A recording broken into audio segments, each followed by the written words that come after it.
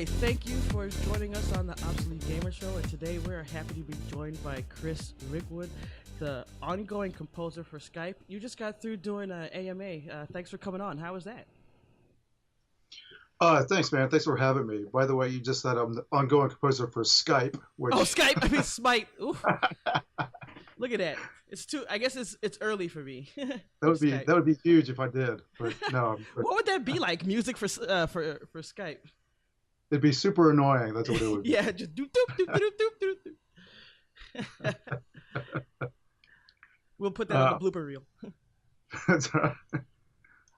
So how was that AMA? I was able to look over there. A lot of people, posted questions and really enjoyed it. How'd you enjoy it?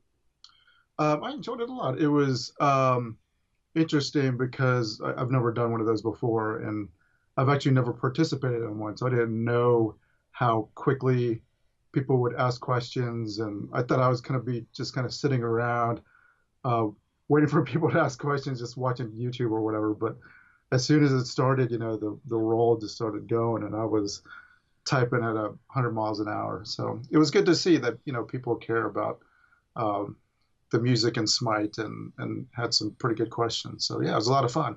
Yeah, the subreddit for Smite is pretty popular. I see a lot of people talking on it. And what's really interesting is, now I've played it, but I'm not versed like they are, something like that. My friend Ignacio, the president of Obsolete Gamer, he plays it a lot.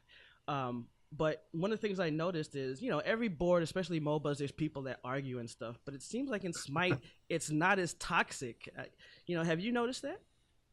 That's what people say, and I'd say that about all the high-res games. Is the community is a pretty good community, and high-res really tries to nurture that and get the community involved, and that's really kind of how they grew to where they were. So it doesn't surprise me that the community is such a, I don't want to say nice, but they're agreeable and somewhat civil. You get a few trollers out there, but for the most part, yeah, it's a pretty civil way to play a game. So one of the things I was looking over, like the questions, and when I saw that it said, your scheduling has you creating new music every 6 weeks. I mean, what is that like, having to come up with so much, original music? It's not too bad now that Smite has gone into where they've expanded what Smite is, right? So it started off to be this kind of epic God versus God battleground of the gods, and the music reflected that. But now that they slowly with the skins have gone a little quirky and a little more tongue-in-cheek, I'm able to do that with the music too. So the music doesn't always have to be the same thing. It's not always super epic, orchestral, over-the-top battle music. Now we're doing death metal in some cases, some Nintendo-ish kind of things, and just I'm able to explore different styles. I did like the summer chill techno tracks for the last pack, so it's not too difficult to stay creative when you have a game that allows you just to kind of do whatever you want. So, I mean, you've been doing this for a long time. You've been connected with high res, even back in Global Agenda. Is that correct? That's right. Yes. So, one of the things that I did see they post on the AMA was people talking about their love for the old music. Unfortunately, I didn't get to hear it back in the day because I didn't join it until later. What is it about the old music that a lot of people are clamoring for? I'm not sure which music you're talking about. I guess they're talking about in the beginning, some of the themes changed, the rotation or something. Oh yeah, that's right. So the themes will, depending on what pantheon the new god is representative of, the music will reflect that. So we'll play those themes. So if we haven't done a new Mayan god in a while, or actually I think we haven't done a Mayan god. I don't know where we're at. They're so quick, but if we haven't done like a Chinese one in a while, or a Mayan or a Hindu god, then those themes never get heard. And but they're available. You can find them online if you're really clamoring for them. But yeah, I see what they're when you, I think most people identify with whatever theme was playing when they first were introduced to the game. So they may think that's the actual theme, and that's the one they've sat with for the longest. And I guess they long to hear that one. Now, you went to school for music, got a master's degree, has been doing this for a long time. Um, when the answers that you posted, you were talking about how you originally was going into like film composing and things like that, and then you set your sights on gaming, and that that was really interesting to you. Can you talk a little bit about that? Because I was able to talk to different people. Some people have done gaming, some people have done entertainment. What was it about gaming that made you say, "Hey, I'm going to set my sights on that"? Yeah, so this was around '96 when I did my master's. I read an article about LucasArts actually and their music system and their composers. And at the time, I was a pretty big gamer. I wasn't as big as I am now, just because I didn't have the money to buy games back then. But I grew up in the arcades when the Atari. So games have always been a part of my life. Uh, but I never really thought about doing games as a career simply because uh, I'm not sure why. I never thought that music and games was a thing. Uh, so like every other composer, I was kind of looking to do film music and get into that genre because I was obviously a huge film fan as well. And uh, it just after reading that article, it dawned on me like, oh yeah, there's good music in that stuff. And at the time we were using like the I can't even think of the name, the Roland boxes where it was like general MIDI sound. So the Yep. sounds weren't that great. We weren't using live orchestras or live rock bands or any kind of live music at that time. So I naively thought, I can introduce this industry to real orchestral music. I was that arrogant and naive to think, oh, they haven't even thought of using like real orchestral music. They're doing this kind of fake MIDI stuff. I'll bring this to the game industry. Not knowing that the technology didn't allow for that. So yeah, so that was my naive thinking at the time was like, oh, I'll be the one to deliver. I'm going to change this world. Exactly. I'll change the video game world and make my mark by doing real scores. So that kind of got me into that. And once I started digging in, I realized like, oh, this is uh, there are real people composing for video games. They just don't have the technology yet to support all that stuff, which again was exciting to me as well, because it was kind of uncharted territory that we could actually blaze the path for. So that was exciting for me. Yeah, and later on when someone else was asking about working in video games, you talked about how, it was cutting edge with gaming. And, I know especially like 10, 20 years ago, it was still considered like, oh, that's for kids. It wasn't quite blowing up on the scene yet. But then you also talked about how there was no rules in creating video game music compared to maybe the entertainment industry. What did you mean by that? Like, is it more restrictive when you have to create themes, soundtracks, and stuff for movies than with games, at least back then? Absolutely. Even now, if you think about it, a film is a certain length and it has certain scenes, and those scenes have to tie together, and there's this linear path. Where in games, um, first of all, there's so many different types of games. From things like Mini Metro, which is this little small game where you're tying train tracks together, to like The Last of Us, where it's this overarching story that's epic and beautiful. So just the variety of games and what you can do not only with the composition, but also the implementation of music. How can we tie music to be more than just this wallpaper behind the gameplay? Uh, the music could drive the gameplay. It could be part of the gameplay. It could be triggered by the gameplay, or it could itself trigger the gameplay. So there's these technical things that can happen in games that you can't get in film simply because film isn't interactive, whereas games we're in there touching things and moving them around, um, and hopefully the music supporting that, but at the same time maybe the music can also help drive that kind of stuff. And of course, even though you're working on Smite, you've worked on a ton of other games. Just a few here, like Ghostbusters, Blood Rain, Tribes, things like that. What's the process? Is it different? Would you say you're the thinking, the process of making themes, soundtracks, music for video games, especially different ones with so many different types of genres, than with film, or is it kind of similar? Uh, it's still music, Yeah. and it's still music that supports picture. So they're similar in that vein. Um, but it's definitely, what I talked about, it being interactive. I think that's the biggest difference is, you kind of don't know when things are going to happen. And uh, you have to write that way where things need to transition together with things. And you have to think about how are these keys going to relate, uh, even though you don't really know how they may be played back in the game.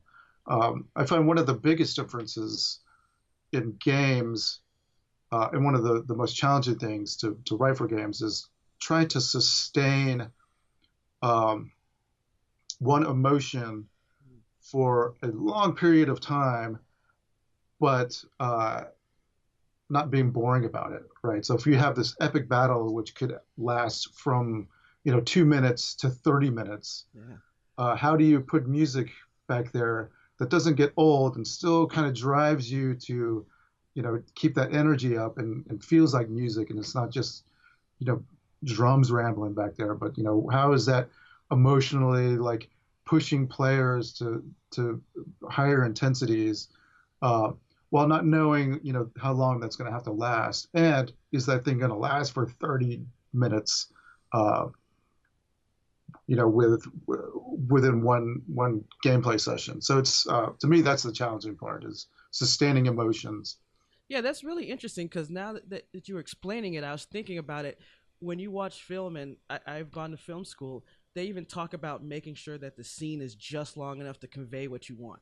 So most Mhm. of the time, unless it's some epic battle, the scenes are pretty short. So if it's a love scene, maybe it'll go 5 minutes. I mean, you're not gonna have such a long music on one scene. But like you said, with a video game, if you're searching in some creepy mansion, you may not find that key or the door or whatever for 30 minutes. So the music has to be where you're not like, man, I am so tired of this damn music, and you turn it off. You Yeah, want to actually listen to it. So that's true. That is quite a challenge. yeah, yeah.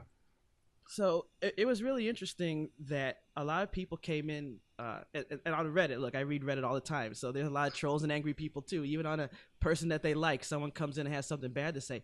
But really, in this one, so many people just came in and said things like, "Hey, I love the music. I don't have a question. You're great." Things like that. And I know that feels good. But one of the things is, I know people have talked, and I've talked to other people that said a lot of times people bypass music. Maybe if a famous artist does a song for a film or something, they'll mention that. But the score and stuff, a lot of people overlook it. How does it feel to know that people are specifically saying, "Hey, I want to listen to this soundtrack. I want to buy it. I really appreciate it," and not just bypassing it? It's great, especially in the types of games that I've been working on. Most of the stuff I do are these multiplayer shooters or action games. In the case of Smite and Paladins, those are esports games. Uh, so I'm definitely aware that um, some people are going to turn that music off, and they have to because they're listening to the environment around them, and you know trying to compete against other people by using the sound as cues. So yeah, it's great that when people don't turn the music off and actually listen to it. And I think one of the jobs I've really tried to do is to make the music um, integral to that gameplay. So even though it is an esport or a competitive multiplayer game, uh, music can still be used in a way where if you turn it off, you'll be missing some of the cues that you need. So how can we tie intensity to um, to the music and how it responds? Maybe it's responding to like threat level. So if there's more people within your vicinity, maybe there's another layer of music that happens, um, or even just you know uh, Mario Brothers type, uh, you know, the time's almost up. The music's got to get quicker Oh yeah. and more intense and double speed.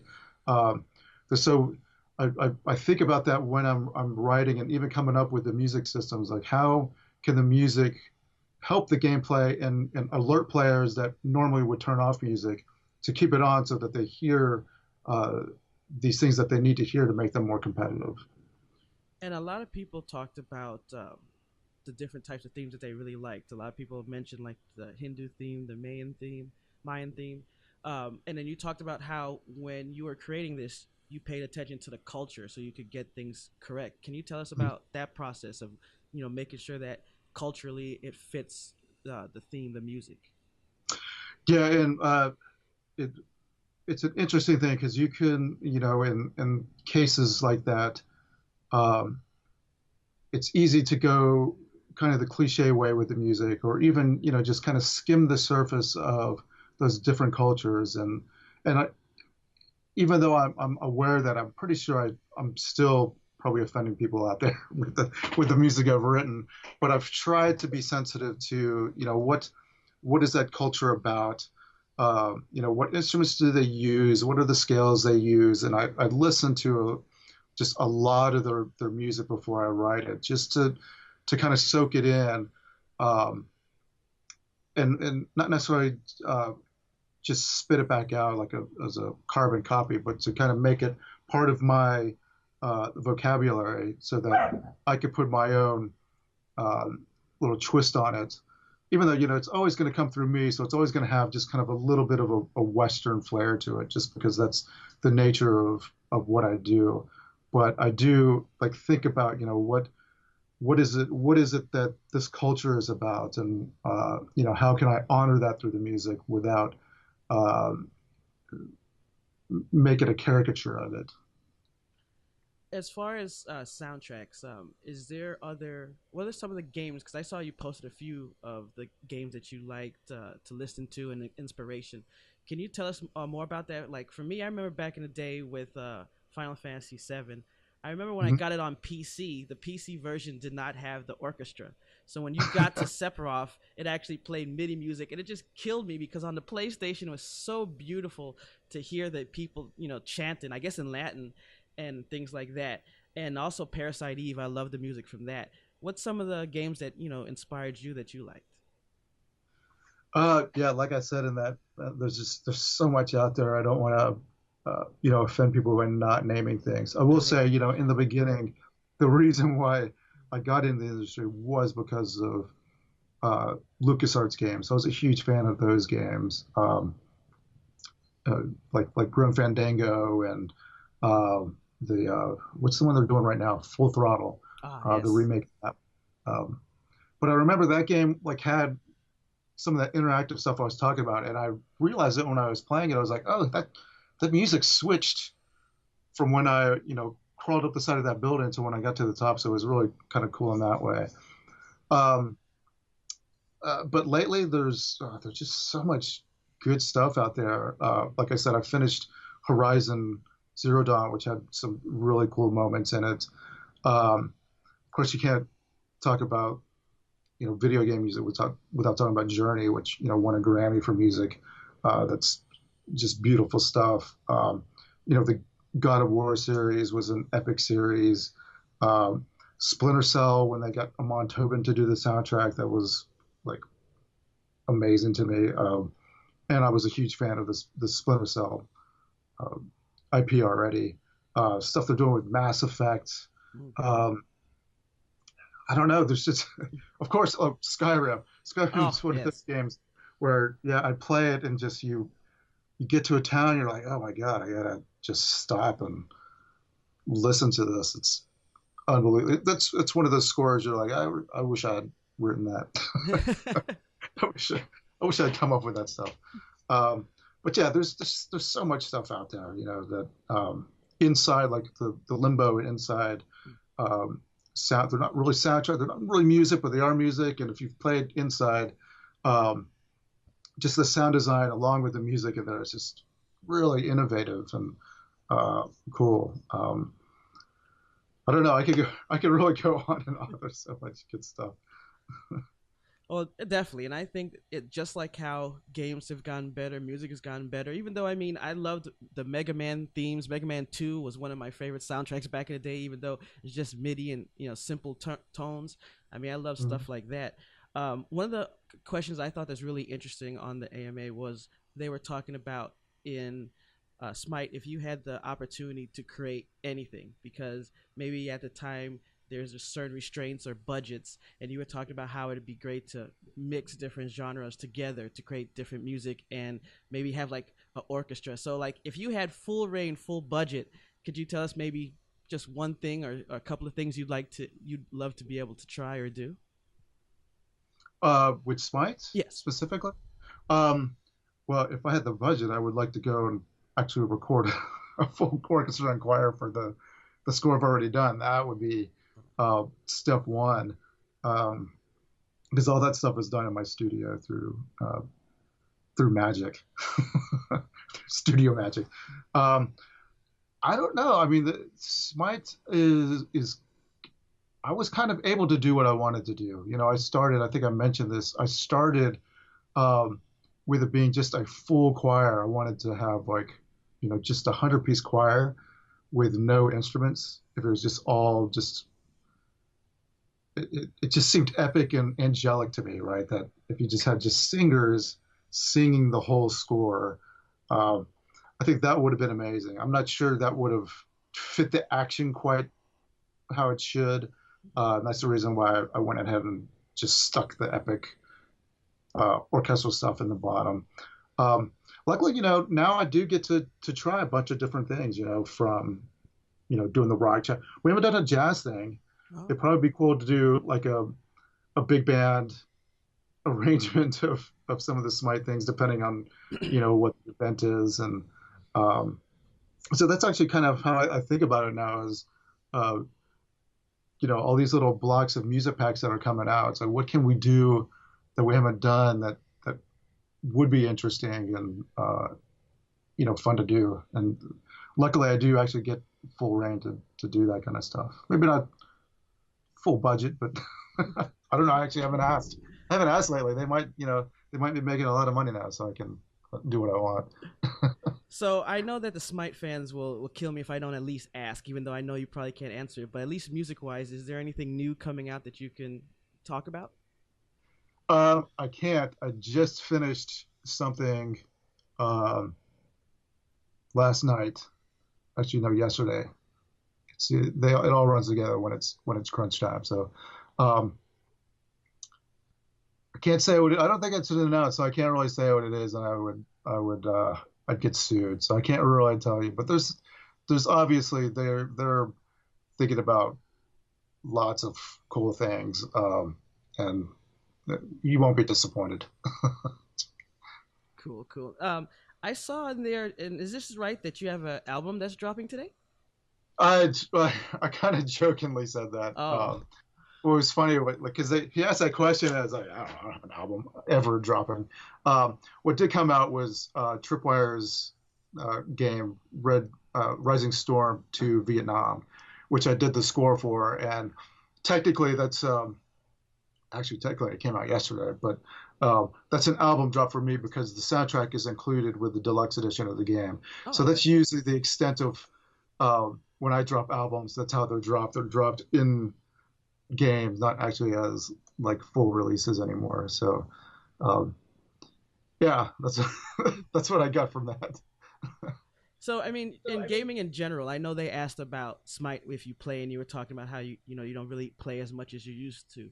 But overall in games, do you get time to play games? Is there games that you specific games that you like? Yeah, I play games all the time. I mean, that's it's what I love to do, and also I do it for research. Um, what am I doing now? I just finished Horizon. I started one. Um, I want to say it's the Stanley Parable. I could be wrong about that, but somebody recommended that I should play that just because it's kind of this quirky little game. Oh yeah, it's great. Uh, so I pulled that down on Steam. Is that the one? I mean, is this the one, if I'm thinking of it, where you're basically starting an office building Yes. and you're trying to figure out what you're supposed to do. It's almost like Groundhog Day. Right. It But yeah, has the so that's great narrator who makes jokes like if you die or exactly. mess up. It's awesome. Yeah, yeah, that were totally. Yeah, that narrator reminds me of the Bastion narrator, right? Ah, That's always telling you the hero decides to look under the crate, or he doesn't, yeah. and continues to walk. It's yeah, I got that from that. So there's that. There's a cool game on the PS4 that was free. I'm terrible with names of games, but it's something about like you're in a spaceship and it's about like saving love. So it's a co-op game where you're each of you are driving kind of this spaceship around. It's in 2D, and each of you has a role. One of you drives it, one controls the shields, and one could control the guns, and you could switch things around. But it's a great like couch game that's out on the PS4, kind of like Overcooked. I don't know if you played that, but that's a super fun family couch game as well. Um, but besides that, I'm kind of in between big games. I just read that Red Dead Redemption 2 has been delayed to 2018, which was my um, I want that so bad. Yeah. That was a great game. That's the game I want. Like I almost want to install Red Dead Redemption 1 just to play it and get back into that world. But those are definitely like if I were to pick a genre, those are the games I like where they're kind of open world and set in a time that doesn't really exist right now, like the Skyrim thing, the Red Dead Redemption, where you can just live there and um, really explore and almost um, get too involved with characters, where when they died, you kind of feel bad about it, and that kind of stuff really just interests me a lot. So I'm waiting for that game. If you have a recommendation, let me know. I'd love to play it. Do you have a favorite classic game like from 80s, 90s, something like that? From the 80s, it would be Joust. Ah, We had one like down the street from me, like in a gas station. And if you think about it, like it's really innovative. Like it's the ostriches that fly, which they don't, and you're riding them, and like the mechanic is like you're controlling them, by hitting the button, like horizontal, like the wing flaps, yeah. and the direction. So it's like I didn't think about that until like later in life, like how kind of innovative that was at the time, where you most games were just like maze games or like platformers, but this was a platformer, but you had to like it's almost like physics based, right, where you're flying this bird around. So yeah, that's my classic. I love whenever I see it in the arcade, I'll play that game. And I actually have a arcade game or arcade machine here that I've put MAME on, and I can play that every now and then. Oh, nice. All right, so last question. I know that on the AMA you posted like links of where people can find your work and listen to music. Can you give us like information for people that want to go learn more about you and listen to some of your music? Yeah, if you go to rickwoodmusic.com, that has a bunch of music on it from all the major scores I've done. Uh, I'm also on Twitter at Chris Rickwood and on Instagram at Chris Rickwood, so you can find me there. And I try to post different on both so that it's interesting in both ways. So there's not a cross pollination of information on those things.